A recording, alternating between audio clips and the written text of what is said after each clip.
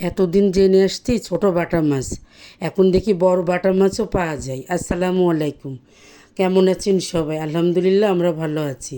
তো প্রথমেই মুরগির মাংসটা বসিয়ে দিচ্ছি। এটা আমার নিত্য রান্না, সপ্তাহে তো 3-4 দিন থাকবেই। আপনারা যারা আমার ভিডিও দেখেন অবশ্যই জেনে গেছেন।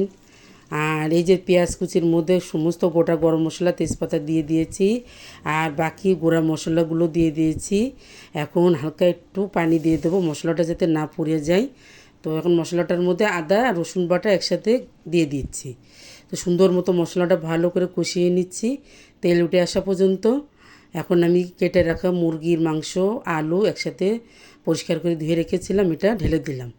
নাড়াচাড়া করে এপাশ ওপাশ করে ভালো করে নাড়াচাড়া করে পরিমাণ মতো কষানোর জন্য পানি দিয়ে দিলাম। এই পানিটা দিয়ে ভালো করে কষিয়ে নেব, বেশ অনেকটা সিদ্ধ হয়ে আসার জন্য। তখন আমি ভালো করে নেড়েচেড়ে সমান করে ঢাকনা দিয়ে ঢেকে দেবো। এই পর্যায়ে ঢাকনা দিয়ে ঢেকে দিলাম, হতে থাকুক আমার মাংসটা। এখন ঢাকনাটা উঠিয়ে দেখি বেশ অনেকটা টেনে আসছে ঝোল, কষানোর যে ঝোলের পানিটা।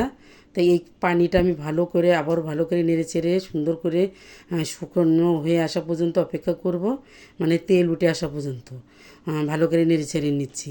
মুরগির মাংসটা যত ভালো করে কষানো হবে তত সুন্দর হয়। এখন সুন্দর মতো কষানো হয়ে গিয়েছে, কয়েকটা আস্ত কাঁচামরিচও দিয়ে দিচ্ছি মাংসটার মধ্যে। তো ভালো করে আবারও সুন্দর করে নাড়াচাড়া করে তেল উঠে এসছে। এখন পরিমাণ মতো অল্প ঝোলের পানি দেবো, মানে বেশি ঝোল রাখবো না মাংসটা। অনেকটাই সিদ্ধ হয়ে এসছে। তো এখন আমি মোটামুটি একটু ঝোলের পানি দিয়ে আবারও ঢাকনা দিয়ে ঢেকে দেবো রান্নাটা শেষ হয়ে আসা পর্যন্ত। তো এই পর্যায়ে আমার রান্নাটা ঢাকনা দিয়ে ঢেকে দিলাম। হ্যাঁ, দিয়ে আবারও ঢাকনা উঠিয়ে দেখে নেব ঝোলটা কতটুকু এসছে। এই যে এখন বেশ অনেকটাই টেনে এসেছে। এখন আমি ভাজা জিরার গুঁড়া উপর থেকে দিয়ে দিলাম মশলা সহ।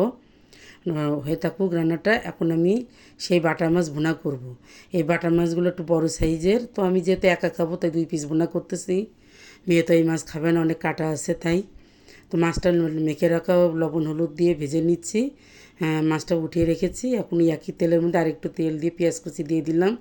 পেঁয়াজ কুচি দিয়ে ভালো করে নাড়াচাড়া করে ওর মধ্যে একটু শুকনা মরিচের গুঁড়া, হলুদের গুঁড়া, জিরার গুঁড়া, তারপরে হলো আদা রসুন বাটা সব দিয়ে মশলাটা ভালো করে কষাই নেব তেল উঠে আসা পর্যন্ত। এখন এই যে আবার আদা, মানে তখন দেইনি, এখন দিয়ে দিলাম আদা রসুন বাটা। দিয়ে ভালো করে কষিয়ে নিচ্ছি, নিয়ে ভেজে রাখা মাছটা এখন এই পর্যায়ে দিয়ে দেবো মাছের মশলার মধ্যে। এই যে ভেজে রাখা মাছটা দিয়ে দিলাম, সাথে একটা আস্ত লাল মরিচও দিয়ে দিলাম ভেঙে। তো যে ভালো করে নেড়েচেড়ে সামান্য একটু ঝোলের পানি দেবো। মাছটা বেশ ভালো করে অনেকক্ষণ ধরে ভেজেছি, অল্প আছে, তো বেশি সময় লাগবে না। তো অল্প করে ঝোলের পানি দিয়ে দিলাম এই মাছের মধ্যে, দিয়ে নাড়াচাড়া করে ফাইনালি রান্না হওয়া পর্যন্ত অপেক্ষা করছি। এখন এই যে আমার রান্নাটা হয়ে গেল, মাছ ভুনা এবং মুরগির মাংস।